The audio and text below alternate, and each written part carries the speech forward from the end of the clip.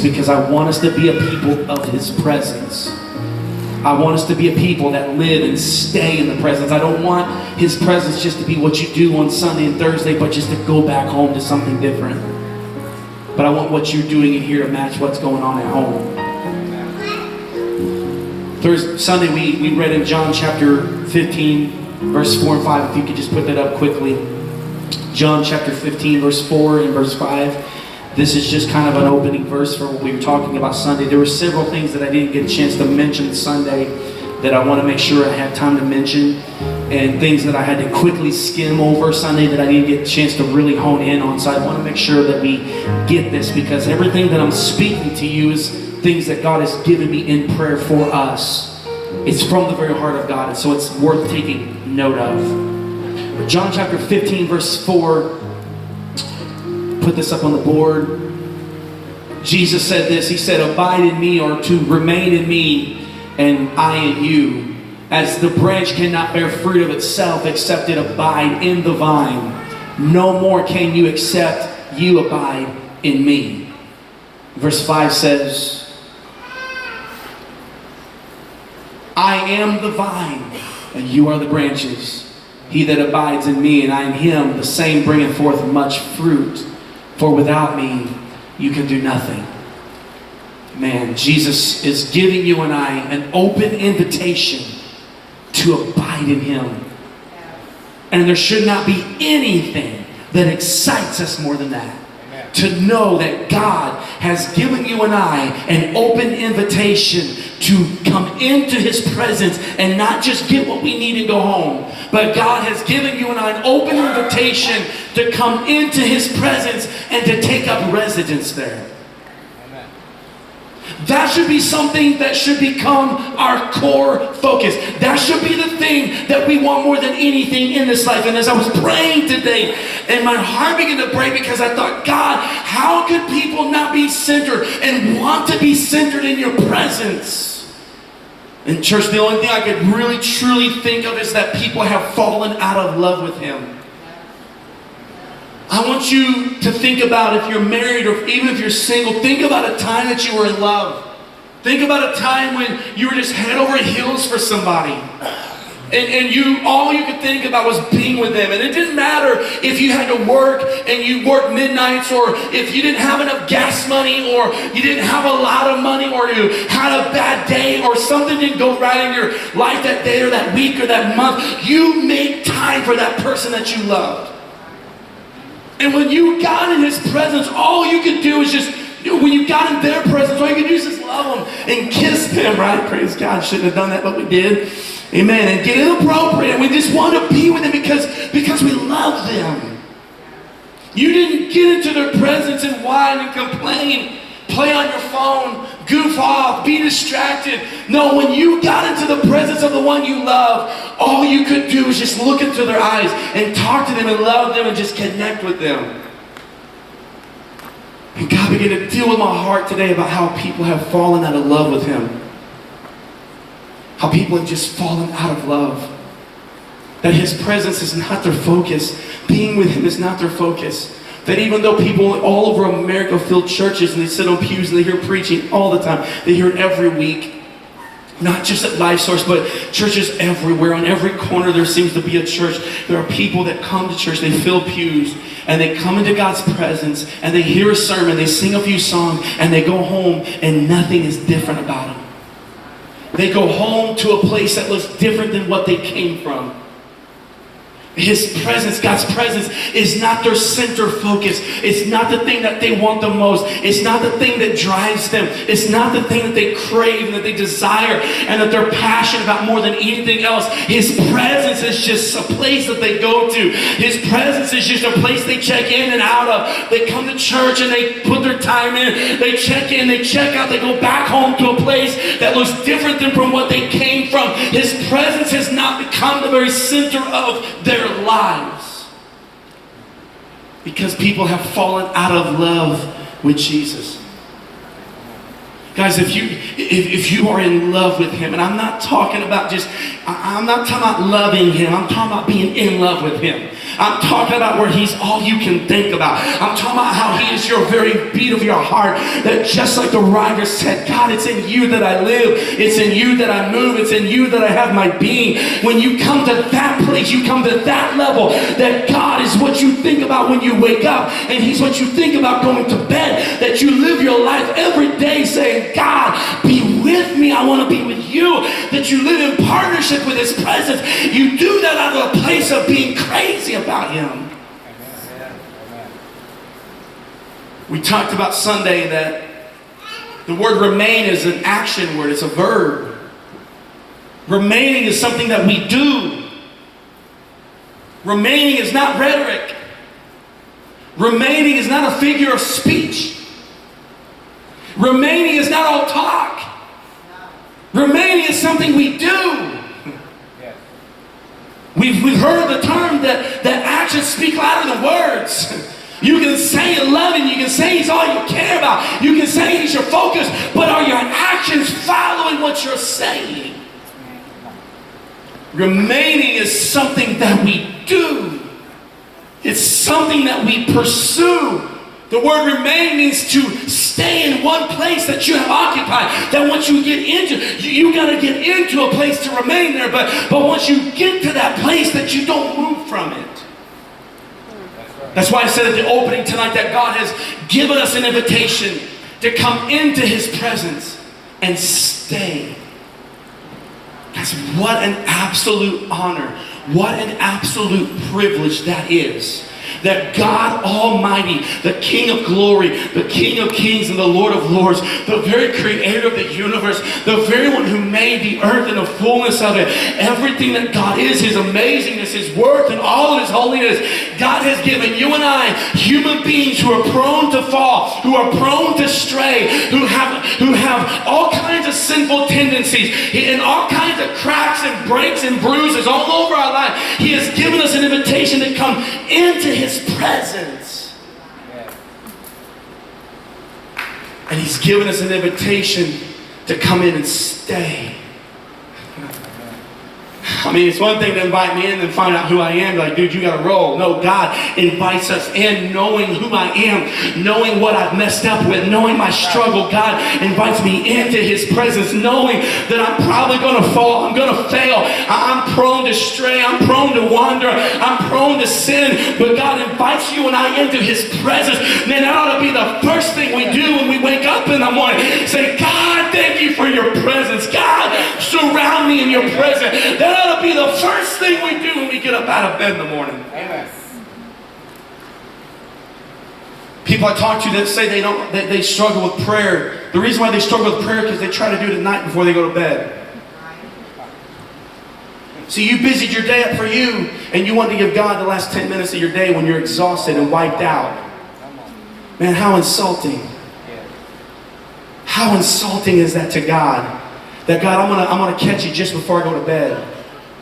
I'm going to spend my day pleasing me. I'm going to spend my day doing everything for me. I'm going to spend my day getting my things done in my agenda, my schedule. And right when I'm getting ready to go to bed and I'm barely blinking my eyes because I'm afraid to go to sleep, that I'm going to try to read the word. I'm going to try to get on. Come on, man. God deserves you when you first wake up in the morning.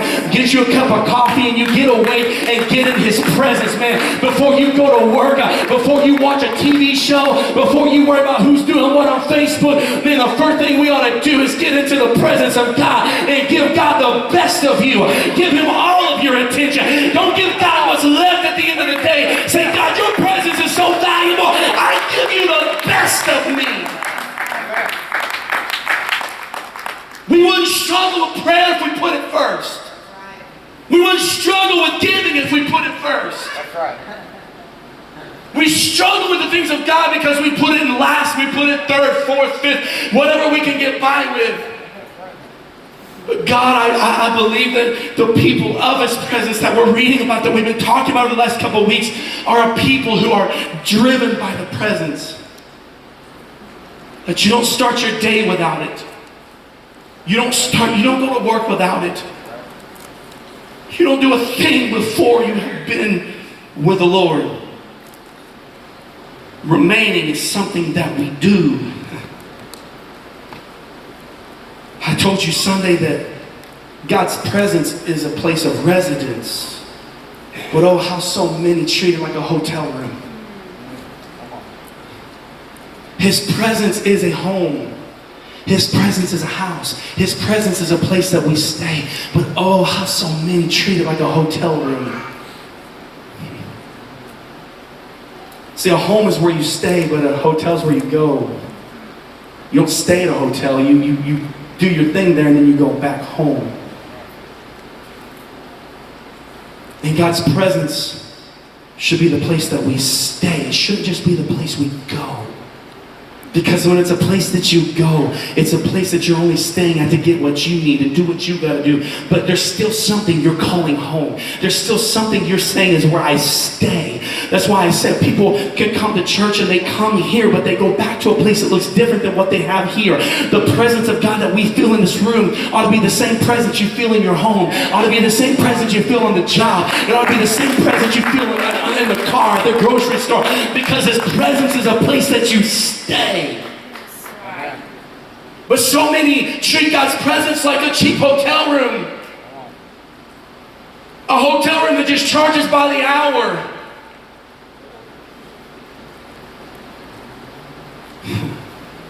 People have become spiritually adulterers.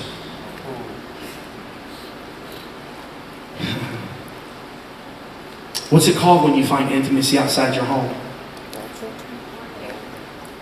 So many people come into God's presence and they get what they need, but they go back home.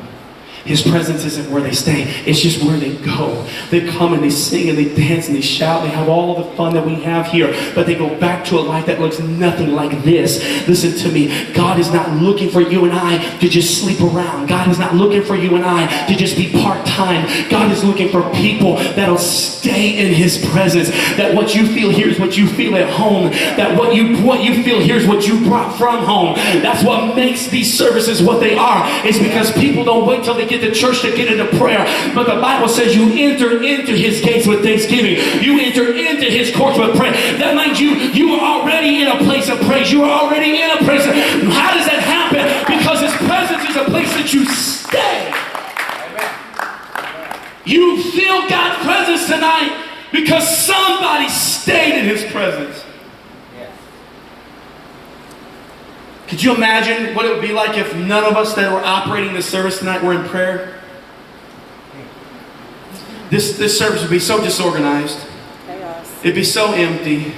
It'd be so dry. The same way that I can preach my guts out and some people stare at me, that's the same way I'd be. I'd just be like, no life to it, no passion, no drive. Man, when we come into the house of God, nobody should have to cheerlead us into praise. Nobody should have to pump us up. We shouldn't have to have the right music. It shouldn't matter if we have music at all. We should have came in His presence, from His presence. That's what we should have came in from a place of prayer. We should have came in from a place of thanksgiving. We should be living. We should stay in His presence. Man, when you stay in His presence, you come in worshiping. You come in the Spirit. You come in touching heaven's throne. You come in hearing from God.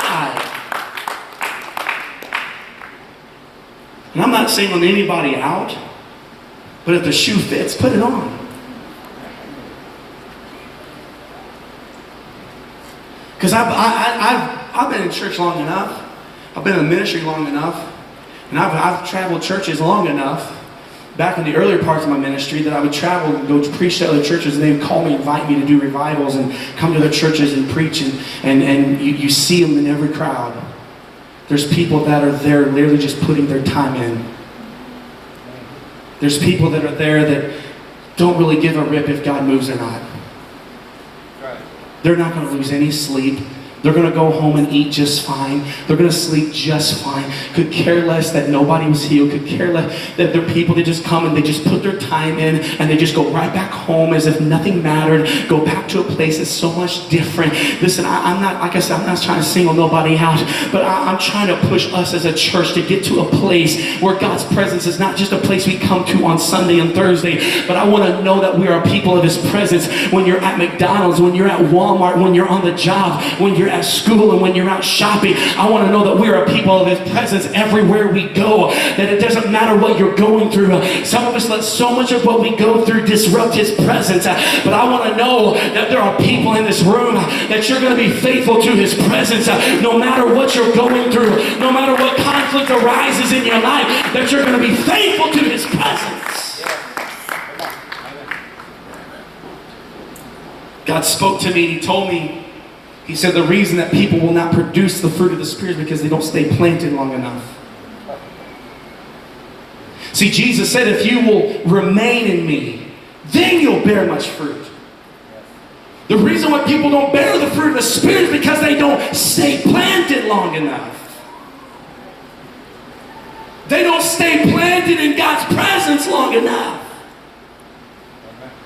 And I'm thankful for folks that come to church on Sunday. And I know that every pastor in the world is thankful for people that come to church on Sunday. But what pastors and ministry and leadership fights more than anything is trying to combat this spirit, this deception, this illusion that just because I'm at church that I'm bearing fruit. That just because I'm here, I'm saved. That just because I'm here, that God's pleased with me.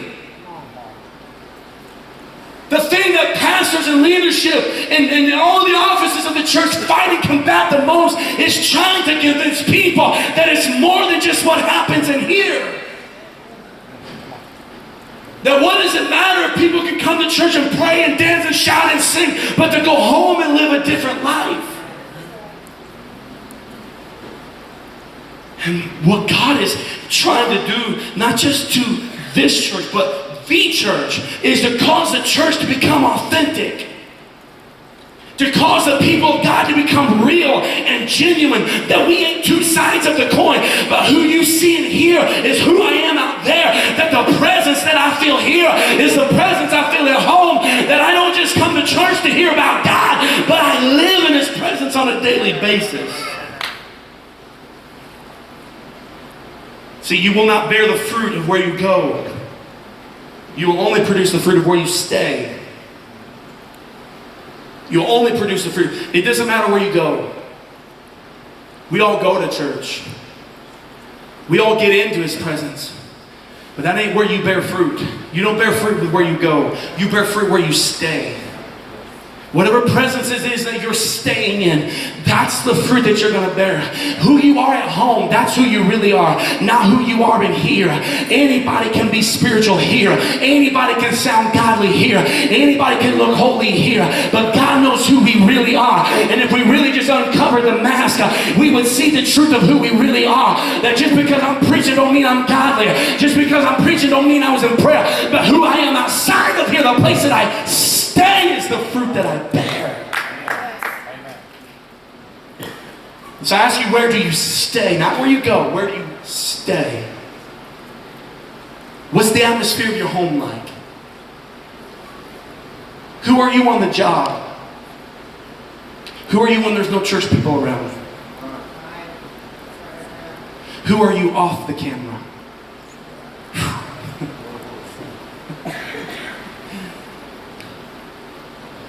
Who are you when the lights are shut off?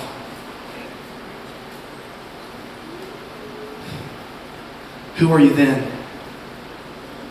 Because that's who we really are. That's where we stay. We stay in the place that we remain. We are what we stay in. Where do you stay? Because that's the fruit that you will produce. So let me ask you, the question is, what is the spiritual temperature of the place you stay? What is the spiritual temperature of your life stay at? Let me ask that again. What's the spiritual temperature of your life stay at? What's it set on? Get an image of a thermostat in your head, okay? Get this image of a thermostat that you have at your house that turns the air cold or hot. Get that image of your mind of a thermostat. And I want you to ask yourself this question. What's the temperature, the spiritual temperature of your life set on? I'm not talking about flashes of emotion. I'm not talking about flashes of hype. I'm not talking about excitement and inspiration that we will often feel here. But I'm talking about those radical temperature changes from here to home. What is the spiritual temperature of your life set on? It doesn't matter what you feel in this room if you go back to a complete radical temperature change. I want to know, what is your life set on? Not the flashes of excitement and hype and emotion that we can feel when everybody's praising and exalting God and when the preacher's getting you hyped up. But I'm talking about when nobody else is around, when the camera's shut off, when the lights are shut off and the doors are locked, and ain't nobody there to judge you, ain't nobody there to criticize you, ain't nobody there to inspect or judge you, that you're just the pure raw version of yourself. What is that temperature set at? Because if I set the temperature of my house at 70, guess what? That's what the atmosphere of the room is going to be set on. Because the atmosphere of my house is going to be set at whatever temperature I set it on. It's going to remain. It's going to be and produce the result of the temperature that I set it on. And so whatever the spiritual temperature of your life that you set, that you stay, that you remain, that's what I'm talking about. This ain't about where you go. It's where you stay. Because wherever it is I stay, that's who I become. See, the difference of those who are of the presence and those who are in the presence is that no matter where they are, their spiritual temperature stays the same. The difference of those who are in the presence and those who are of the presence is this, is that your spiritual temperature stays the same. That the presence of God you feel here is the same presence of God you feel at home, because that is the spiritual temperature of your life.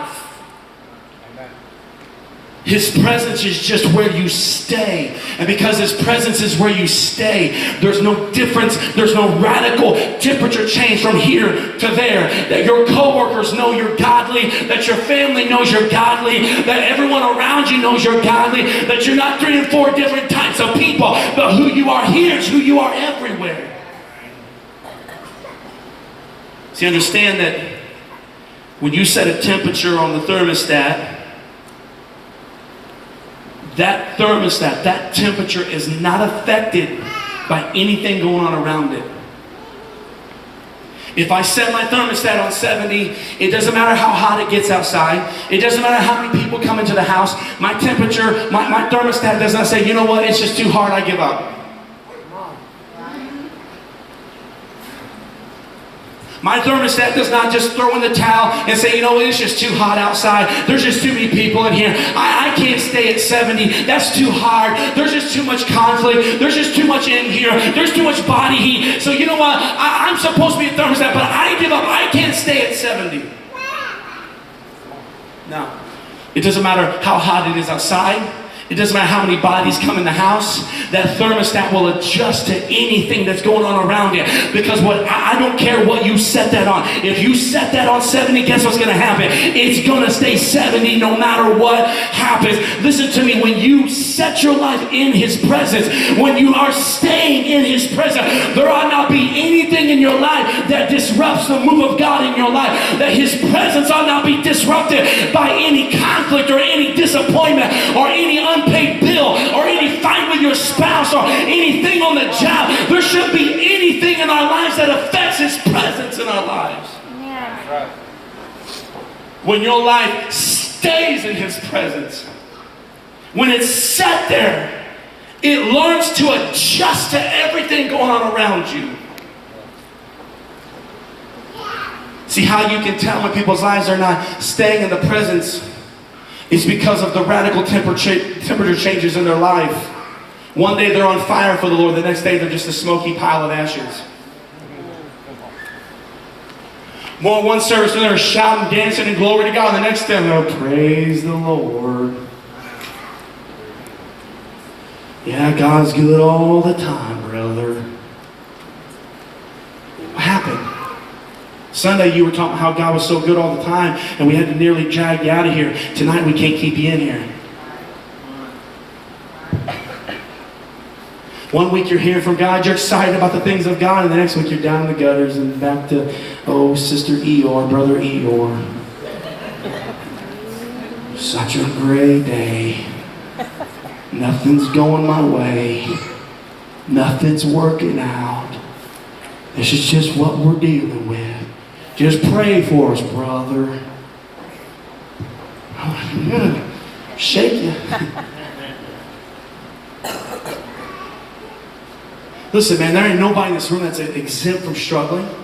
Nobody in this room is exempt from conflict. Nobody in this room is exempt from storms and valleys.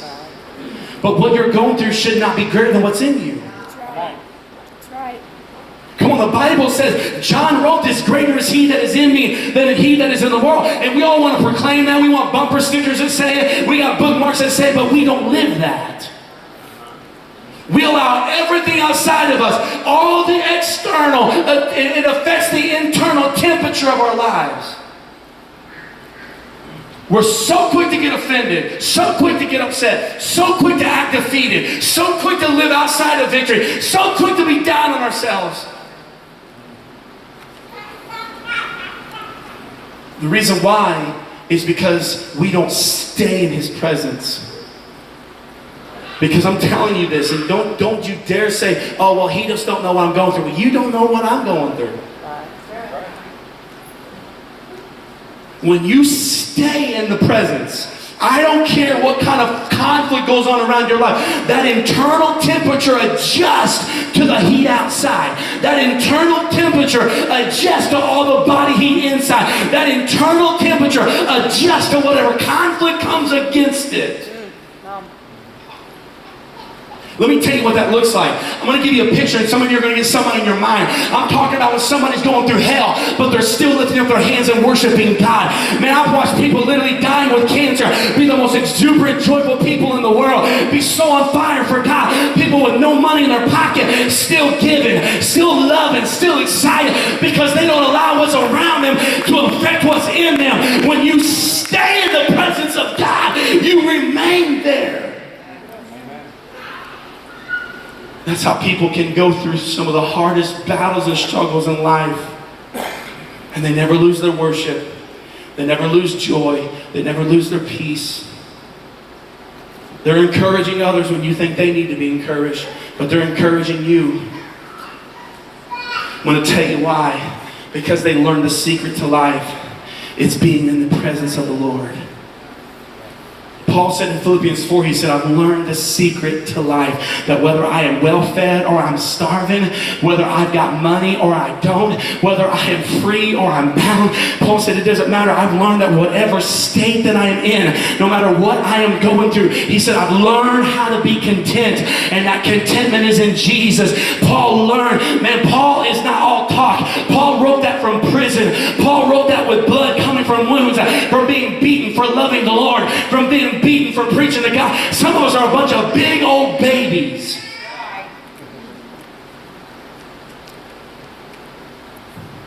Just a bunch of big old babies. There were disciples that were skinned alive for Jesus. There were disciples that Paul was beheaded for Jesus. There were disciples. Stephen was stoned preaching the gospel. And you know what? He didn't quit preaching. He kept preaching. You go back from the very beginning of Genesis and you read on of how many times the people of God faced adversity. They faced trials. They faced bad days. And then the Hebrew children who said, if you don't bow to the king, that you're going to go into the furnace. And they said, no, these knees will never bow to anybody but Jesus. And because they didn't bow, they threw these 3 boys in a furnace. And they knew going into that furnace that they were going to die. But they went anyhow. And some of us, man, we just get one bad day and we give up on everything. Somebody offends us, we quit church. Pastor didn't call me back, I'm done, I give up, I quit church, I'm just going to go burn in hell for eternity because pastor didn't call me back. You're a real poor negotiator. Brother so-and-so didn't shake my hand, so I give up. We don't have all of our bills paid this week, so I'm not going to praise God tonight, I'm just going to sit here. And you got to set the temperature.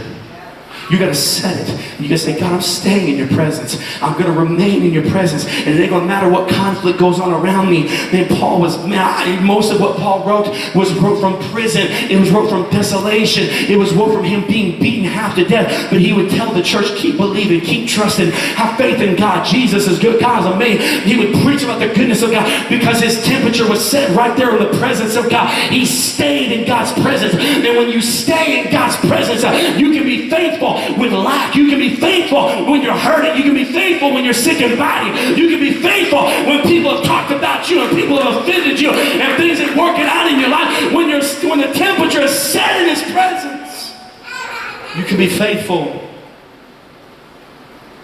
When your life stays in the presence, it adjusts to whatever goes on around it. See, there's so many people that they're like the temperature in this room. It's either hot or cold. You want to know why? Because we don't have a thermostat. We have no way to set the temperature in this room. That's why you're either going to be blazing hot in here or you're going to be covering up. Because we just have to turn them things on and let them babies rip and just hope it catches up. And that is where so many people are spiritually. They're either hot or they're cold. They're either in or they're out. One day they're on fire, the next day they're cold. One day they're excited, the next day they're bottomed out. One day they're living in victory, the next day they're living defeated. One day they believe God can do it, the next day they don't. One day they believe that God is amazing, and the next day they ain't got a praise on their lips. One day they're excited, the next day they're depressed because they're in, they're down, up, they're down, they're in, they're out. They're happy, they're sad, they're depressed, they're excited. Everything in their life is so unbalanced because they've not learned how to set the temperature of their lives. They've not learned how to stay in the presence. Guys, I'm talking about the presence of God tonight. I'm talking about his presence. I'm talking about you and I learning to remain in. Jesus said that. Jesus said in John 15, 4 through 5, he said, remain in me. You know what Jesus is saying? Stay here. Jesus didn't say, well, you just come and go as you please. You just do what you want. I'll be here if you need me. I'll be up late if you want to talk. Jesus said, stay. Jesus said, stay knowing that you're going to have bad days. Jesus said, stay knowing there's days you're going to have to make yourself pray. You have to make yourself get up. Jesus said, stay, remain in me, knowing that there were going to be days that was going to be a battle, knowing there were going to be days that was going to be a struggle, knowing there were going to be days of conflict and days of financial hardship, days that your marriage ain't what it needs to be and your kids ain't acting right and ain't no money coming in and things in your life you ain't feeling good in your body. Jesus said, remain in me. That's the only way you're going to bear the fruit of the Spirit. You ain't going to bear the fruit of the Spirit just coming and going, being up one day and down the next. The only way that you and I are going to bear the fruit of the Spirit, the only way you and I are going to be birthed into his likeness is if we remain in his presence. Yes. When you set that temperature on his presence and you stay there.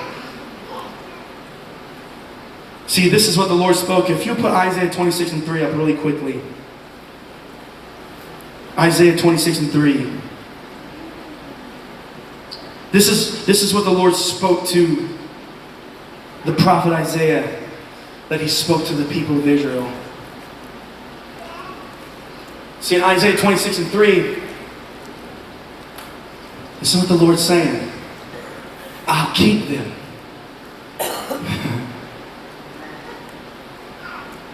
He said, I'll keep him. You know what God's saying? They're going to remain here. They will remain. Think about this. They will remain in perfect peace. There's the fruit of the Spirit. Whose mind is fluctuating on thee. Did I read that wrong? Yes. Oh, okay, hold on. They will remain in peace. Whose mind is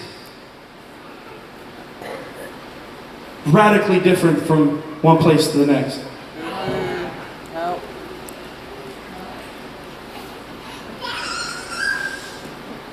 See, the reason why they are remaining in peace is because of what temperature's been set. Because of where they stay. And Jesus said in John 15, he said, if you remain in me, I'll remain in you. And then you'll bear much fruit. And so if you read this backwards, because they stayed in him, they have peace. And the reason why they have peace is because they stayed in him, that God remained in them. And so his presence becomes a partnership with you and I. You and I come into partnership every day.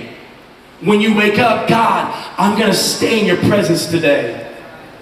That no matter what I go through today, no matter what comes my way, no matter what conflict may arise, no matter who may act a fool with me today, I'm going to stay in your presence. And when you stay, that's the only place that perfect peace is manifested, is in the presence of God. That's why Paul said in Romans chapter 8, the mind that is set, or the mind that stays on the flesh, is death, but the mind that stays on the Spirit is life and what? Peace. There's that fruit of the Spirit again. Because what we set our lives on, whatever that spiritual temperature, whether if you stay in the presence of God, you bear fruit. You bear peace. You bear joy.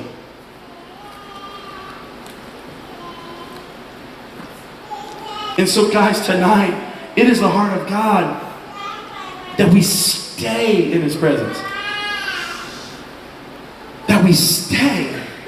You will not produce the fruit of the flesh if the spiritual temperature of your life is set on the Spirit. You will not produce the fruit of the Spirit if the spiritual temperature of your life is set in sin.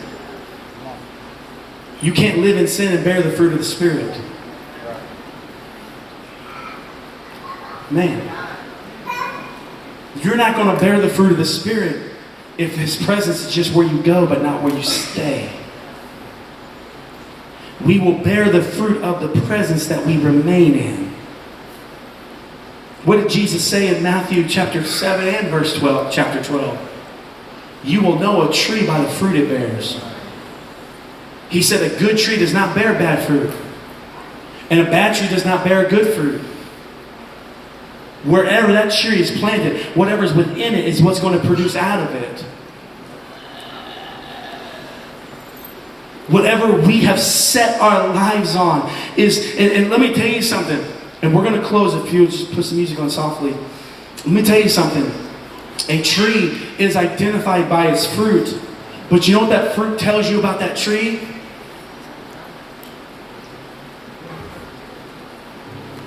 Do you want to know what that fruit tells you about that tree? That fruit tells you that this tree has been here long enough to produce something. That fruit tells you that this tree has remained here through storms. You guys don't want to hear that. Let me preach about something else. Let's preach about how we're going to make $1 million and how God will pay your debts off. But let's not talk about how to manage our emotions. Let's not talk about how to get through a bad day. Let's not talk about how if somebody don't shake your hand, we give up on God. Let's talk about all the... No, I'm telling you what the fruit tells you about that tree. That fruit tells you that that tree has seen some stuff. That tree's been through some storms. That tree has been knocked around. That tree has been scorched by the sun. That tree has seen the winter. That tree has seen the blazing heat. That tree has been forgotten about. That tree has been neglected. That tree has been abandoned. But it bears fruit. Why? Because it's been planted there long enough to grow roots and produce. Let me tell you what it says, that we've got a pastor in this room that has served God for 40 years, that he didn't give up every time it got hard. Amen. Come on. I told you guys, man, that's a blessing to have my dad in this room. This man served God faithfully for 40 plus years. And I'm going to tell you what that says about him. That says that every time he wanted to quit, he didn't. Every time he got upset that he didn't take it out on God, he took it to prayer. That every time things didn't work out in his life, when somebody offended him, when things didn't happen the way he wanted to, when he didn't feel good in his body, when the marriage wasn't right, the money wasn't right, his health wasn't right, that he stayed and he remained long enough.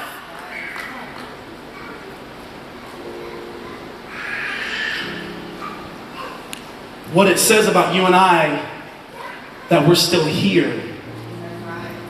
You think LiFeSource is still here because whatever? Man, I know we got some people out tonight, but 3 years ago, this was 3 people in a living room. On any given Sunday, there's 100+ people in this church, between adults and kids. And any event we have, there's 200 to 500, 600 people that show up to our event. We've got a really big reach that started with 3 people, can now influence 500 and 600 people at a time. Let me tell you the reason why. It's because every hard day we didn't give up. We didn't throw in the towel when everybody else said to. When everybody said, oh, that ain't gonna work. Oh, Brent, you're just following some fad. You're just doing this because everybody else is. Yeah, here we are 4 years later. We battled every principality of hell. We went through everything you can imagine. We've been through hell, we've been through valleys, but we're still standing. Why? Because we've learned how to remain in the presence of God. Oh, come on, don't think that we had bad days. We've had to encourage ourselves in the Lord. We've had to find joy in His presence. We've had to find peace in His presence.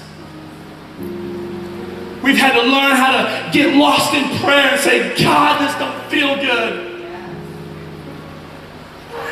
I remember one day in a worship service when we had that little storefront on Emma Street, and we were in the middle of worship, and I think at the time we had like 30 people coming silent now. We really felt like we were doing something, and a spiritual bomb went off in our church. We have marriages falling apart, people losing their jobs. I remember one Sunday I was standing there during worship, and there was like 6 people there. And I had this in me. I seriously almost grabbed my stuff and just walked out in the middle of service and went home. I was like this close. This close. I'm going to tell you some people are some of the most disrespectful, hateful, unappreciative people you'll ever meet.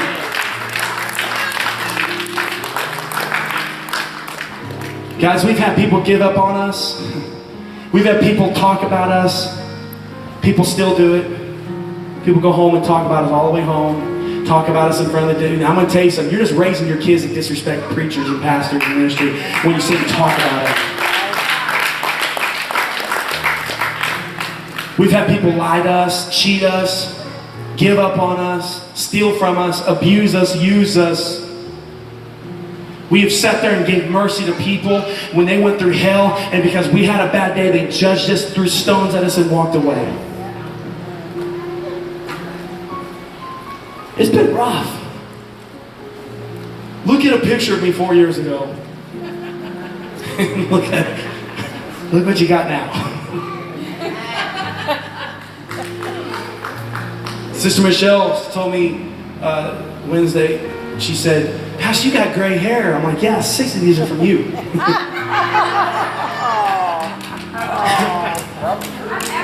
Only 6? I love you, sis. She's here. But I'm going to tell you something, man. I'm going to tell you this is the God's honest truth. There are people that are part of this church. Is Sister Monica here? Yes. Yeah, she's on the other side of the curtain. Sister Monica has been with us since we started. She has seen every battle this church has ever went through. Every struggle, every trial. And I want to tell you something that everybody else knows. She has went through major loss in these last years or so. And she's still sitting here in this church.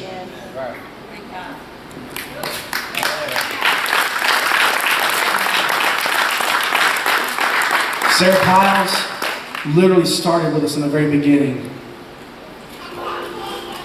Went through all kinds of family trouble, haven't you? There are times, and I'm not saying this to embarrass her, I'm just telling you, there are times that I knew she was only there because of me.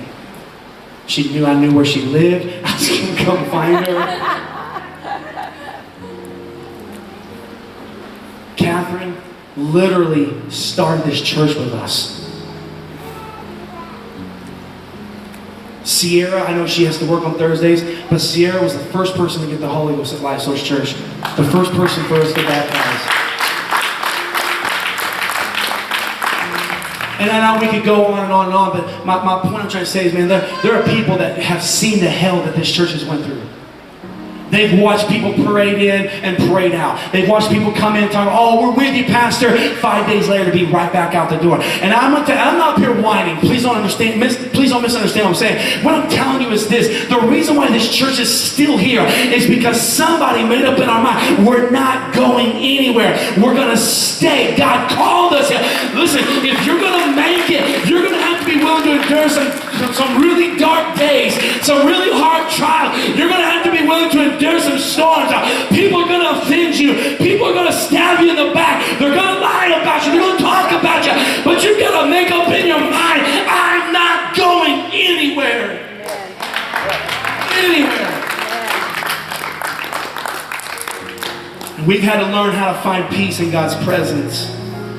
We've got to learn how to find joy in His presence. We've had to learn how to encourage ourselves in His presence over the years. Just like all of us in this room now,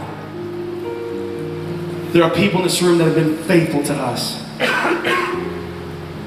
There are families in this church that are very faithful to us. And I'm going to tell you something, I appreciate that. I appreciate real people, genuine people. People that aren't just here because, people that could have had every reason to leave, had every reason to give up, but seen something here, seen something in us worth following. And I don't ever get old, that never gets old to me. I appreciate it that there are people in this church that love us and love God and give faithfully out of their paychecks to make sure that this church continues on, that doesn't hoard it and say, well, Pastor will pay it. No, they realize that we can't do this on their own, and so they give and they pray and they call us, can we do something, Pastor? Can we help in this area? And then people, that's how we stayed. Because we stayed here long enough that we grew roots and we produced. And guys, that's the only way you're going to produce the fruit of the Spirit, is you're going to have to learn how to remain in His presence against adversity, against boisterous winds, against storms and disappointments and struggles and trials. You're going to have to learn how to plant yourself and stay in His presence. Can we stand together? I'm sorry if I've taken too long.